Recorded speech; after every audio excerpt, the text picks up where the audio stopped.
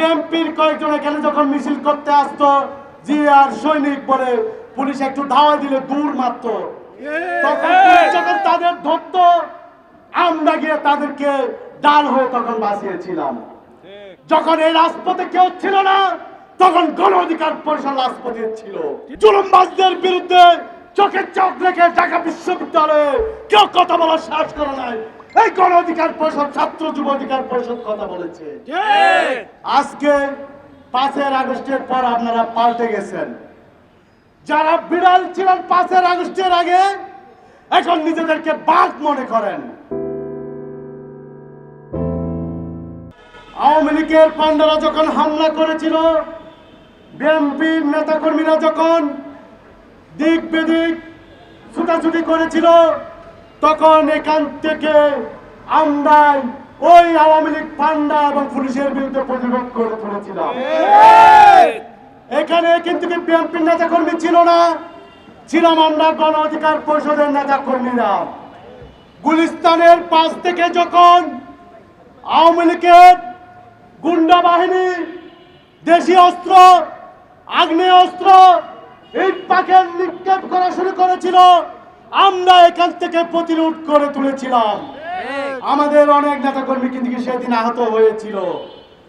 আমাদের হবিগঞ্জের সাইমন আমার সামনে এই মুড়ে এখানে ছাত্রলীগের গুলিতে তার পেটে মারাত্মক ইনজুরি হয়েছিল। সে 28 অক্টোবর থেকে জানুয়ারির 2024 পর্যন্ত যখন বিএনপির কার্যালয়ে ওর সামনে কেউ যাওয়ার সাহস করে নাই, আমরা প্রতিদিন এই পল্টন মোড় থেকে তাদের অফিসের সামনে মিছিল নিয়ে গিয়েছিলাম। বিপিনুর বলেছিল যদি আমরা যাই বিএনপির নেতাকর্মীরা সাহস পাবে। আমরা যখন এখানে মিছিল শুরু করতাম, বিএনপির কয়েকজন এখানে যখন মিছিল করতে আসতো, জি আর সৈনিক বলে পুলিশ একটু ধাওয়া দিলে দূর মারত, তখন যখন তাদের ধরত, আমরা গিয়ে তাদেরকে ডাল হয়ে তখন বাঁচিয়েছিলাম। যখন এই রাজপথে কেউ ছিল না, তখন গণ অধিকার পরিষদ রাজপথে ছিল। যখন এই জুলুমবাজদের বিরুদ্ধে চোখে চোখ রেখে ঢাকা বিশ্ববিদ্যালয়ে কেউ কথা বলার সাহস করে নাই, এই গণ অধিকার পরিষদ, ছাত্র যুব অধিকার পরিষদ কথা বলেছে। আজকে 5 আগস্টের পর আপনারা পাল্টে গেছেন। যারা বিড়াল ছিলেন 5 আগস্টের আগে, এখন নিজেদেরকে বাঘ মনে করেন। ভুলে যাবেন না, আওয়ামী লীগ অনেক সংগঠিত শক্তি ছিল। র্যাব, পুলিশ, সেনাবাহিনী অস্ত্র শস্ত্র টাকায় বসে তারা ক্ষমতার মহাশক্তিধর মনে করেছিল। ওই 5 আগস্ট কোন রাজনৈতিক দল না, আমরা ছাত্র জনতার তরুণরাই তাদেরকে এই দেশ থেকে বিতাড়িত করেছি। অর্থাৎ 5 আগস্টের পর থেকে যারা এখন মহাক্ষমতার ভাবেন নিজেকে, তারা 5 আগস্টের পূর্ব থেকে শিক্ষা নেন, আওয়ামী লীগের পতন থেকে শিক্ষা নেন, শেখ হাসিনার পালিয়ে যাওয়া থেকে শিক্ষা নেন। শিক্ষা যদি না নেন, তাহলে আপনাদেরও একই ধরনের পরিস্থিতির মুখোমুখি হবেন। আসেন, নুরুল হক নূর গণ অধিকার পরিষদ জানুয়ারি ফেব্রুয়ারিতে নির্বাচন চায়, সেজন্য তারা অনেকে গণ অধিকার পরিষদকে বিএনপির দালাল বানিয়ে ফেলেছেন। নুরুল হক নূর কি 5 আগস্টের পর বলে নাই এই সরকার 2 বছর থাকুক, সংস্কার করুক? কেন তারা তাহলে এখন নির্বাচন চাচ্ছে? কারণ এই সরকার আইন শৃঙ্খলা পরিস্থিতি নিয়ন্ত্রণে নিতে ব্যর্থ হয়েছে। শুধু তাই নয়, যাদেরকে আমরা বিপ্লবী বলে জানতাম, যাদেরকে নিয়ে আমরা সামনে দেখতাম, তারা তৎপর বাণিজ্য, ঘুষ দুর্নীতির সাথে জড়িয়ে পড়ছে। কোনোটাই তাদের কাছে নিয়ন্ত্রণে নাই। বড় রাজনৈতিক দলেরা যখন চাঁদাবাজি করে, টেন্ডারবাজি করে, পুলিশ যত বাহিনী গিয়ে তাদেরকে সালাম দিয়ে ভাই আর করেন না, কিন্তু তাদের বিরুদ্ধে কোনো স্টেপ নেয় না। ওই সরকারের এই হিম্মত নাই বলে আমরা তাড়াতাড়ি নির্বাচন চাচ্ছি।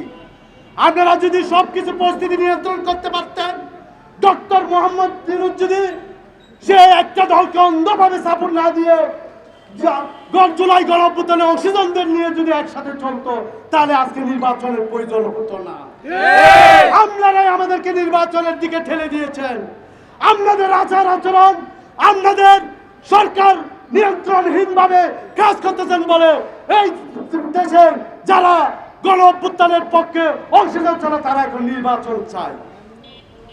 ডক্টর মোহাম্মদ ইউনূস বিশাল বহন নিয়ে এখন লন্ডনে গিয়ে তারেক রহমানের সাথে নির্বাচন নিয়ে বৈঠক করে, আর নুরুল হক নূর নির্বাচনের কথা বললে বিএনপি দালালি করে।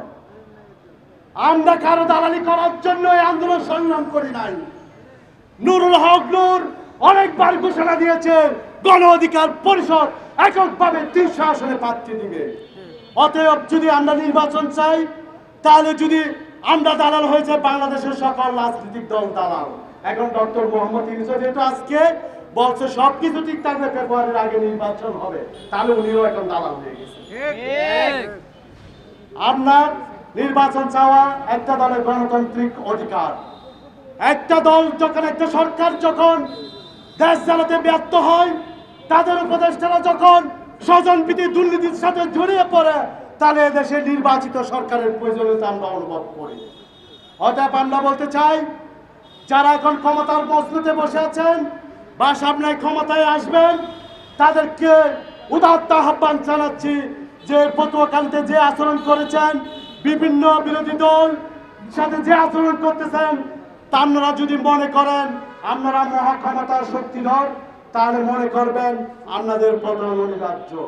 আপনাদের পতন না হওয়া পর্যন্ত আমরা যেমন ওই আওয়ামী লীগের রক্তচক্ষু উপেক্ষা করে ওই গুলির সামনে, বুলেটের সামনে দাঁড়িয়ে আন্দোলন করেছি, আওয়ামী লীগ শেখ হাসিনার পতন ঘটিয়েছি, তারাই যদি আবার টেন্ডারবাজি, তারা যদি দুর্নীতিবাজ, সন্ত্রাসীগিরি করে, অর্থ পাচার করে, বাণিজ্য ঘুষ বাণিজ্য করে, আপনারা যদি সন্ত্রাসী কার্যকলাপ যদি বাদ না দেন, তাহলে আপনাদের বিরুদ্ধে এভাবে আমরা চোখের চেক লেগে কথা বলবো। ধন্যবাদ সবাইকে।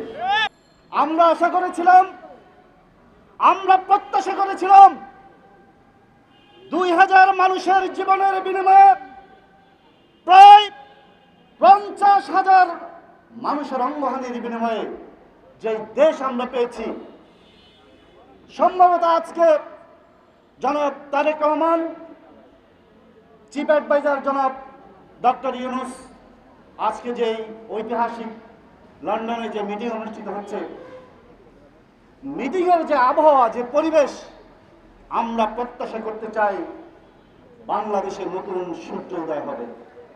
কিন্তু দুঃখজনক, অত্যন্ত নিন্দাজনক, ঢাকা বিশ্ববিদ্যালয়ে ছাত্রদলের সভাপতি ছিলেন হাসান মামুন। আমরা আমাদের রাজনৈতিক ইতিহাসে আমরা যতটুকু জানি, বিপিনুর গণ অধিকার পরিষদ ক্যান্টনমেন্টে জন্ম নেয় নাই। একটা কথা স্পষ্ট করে বলে দিলাম, বিপিনুর গণ অধিকার পরিষদ এই রাজপথের ইটা বালিতে গড়াগড়ি খেয়ে শেখ হাসিনার রক্তচক্ষুর সামনে মাথা উঁচু করে বীরের বেশে চরম রাজনৈতিক হাহাকারে দুঃসময়ে জনগণ থেকে গড়ে ওঠা একটা রাজনৈতিক দল। কি করে ভাবেন আপনারা? ভাবেন কি করে? আপনি চাইলেই গণ অধিকার পরিষদ স্টপ হয়ে যাবে, রাজনীতি ছেড়ে দিবে। বিপিনুর রাজনৈতিক যেই উত্তাপ, আপনি থ্রেট দিবেন, অস্ত্র নিয়ে দাঁড়িয়ে থাকবেন, আর গণ অধিকার পরিষদ বিপিনুরেরা রাজনীতি ছেড়ে দিয়ে আপনাদেরকে রাজনীতির ময়দান ছেড়ে দিবে। এই জন্য শেখ হাসিনা, পলাতক আওয়ামী লীগের দোসরেরা যে অস্ত্র রেখে গিয়েছে, সেই অস্ত্রের মালিকানা এখন চেঞ্জ হয়ে গিয়ে প্রত্যেকটা থানায়, পাড়ায়, মহল্লায়, আমরা নাম নিতে চাই না, বাসুরের নাম মুখে নিতে মানা, সে অস্ত্রের মালিকানা আজকে কারা? আজকে সরকারি সম্পত্তি, ফুটপাত, রাজপথ দখলদারির সকল অর্গান মালিকানা পরিবর্তন হয়ে কাদের হাতে? স্বরাষ্ট্রমন্ত্রী, চিফ অ্যাডভাইজার, আমরা আজকের এই প্রোগ্রাম থেকে গণ অধিকার পরিষদের পক্ষ থেকে আপনাদের কাছে স্পষ্ট বলতে চাই, বিপিনুরের এলাকায় নির্বাচনী সমাবেশে তিনি গণতান্ত্রিক যে আচরণ পাবার কথা, প্রশাসন থেকে তিনি যা প্রত্যাশা করেন, প্রশাসন তার সাথে বিনা আচরণ করছেন। কি কারণে 144 দ্বারা জারি হবে? আমাদেরকে এটার জবাব দিতে হবে। দেশে কি কোনো দুর্যোগ চলছে? কেন বিপিনুরের এলাকায় আজকে 144 দ্বারা জারি হবে? আমরা স্বরাষ্ট্র মন্ত্রণালয় থেকে ব্যাখ্যা চাই। রাজনীতির চরম দুঃসময়ে আমরা যেই দিন র্যাবের বেনজিরদের ব্যানটের সামনে মাথা উঁচু করে দিয়ে বুক চিতিয়ে ঢাকা বিশ্ববিদ্যালয় থেকে টেকটপ থেকে তেতুলিয়া রূপসা থেকে পাথরিয়া শেখ হাসিনার মাফিয়াতন্ত্রের বিরুদ্ধে আঙ্গুল তোলার মতো যখন কোনো মানুষ ছিল না, সেই দিন বিপিনুরের কণ্ঠ উচ্চকিত হয়েছিল। সেই দিন দেশের মজলুমদের কণ্ঠস্বর হয়েছিলেন বিপিনুর।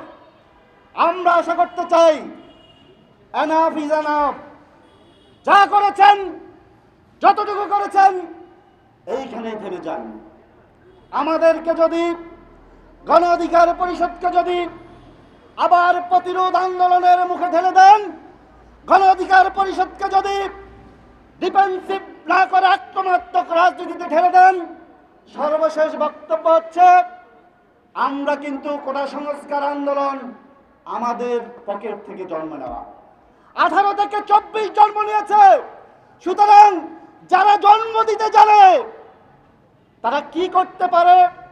গভর্নমেন্টের সকল অর্গানকে অনুরোধ করব, এদেরকে থামান, রাষ্ট্র এদেরকে থামান, প্রশাসন এদেরকে থামান, নচেত গণ অধিকার পরিষদ মাফিয়াতন্ত্রের বিরুদ্ধে যেইভাবে পুরো জাতিকে ঐক্যবদ্ধ করে জুলাই সৃষ্টি করেছে, আবার প্রয়োজনে গণতন্ত্রের স্বার্থে, মানবাধিকারের স্বার্থে, ভোটাধিকারের স্বার্থে, উন্নত বাংলাদেশ বিনির্মাণের স্বার্থে আবার জুলাই অনুষ্ঠিত হবে, আবার বিপিনুর জেগে উঠবে, আবার গণ অধিকার পরিষদ বিপ্লবের জন্মদাতা হবে।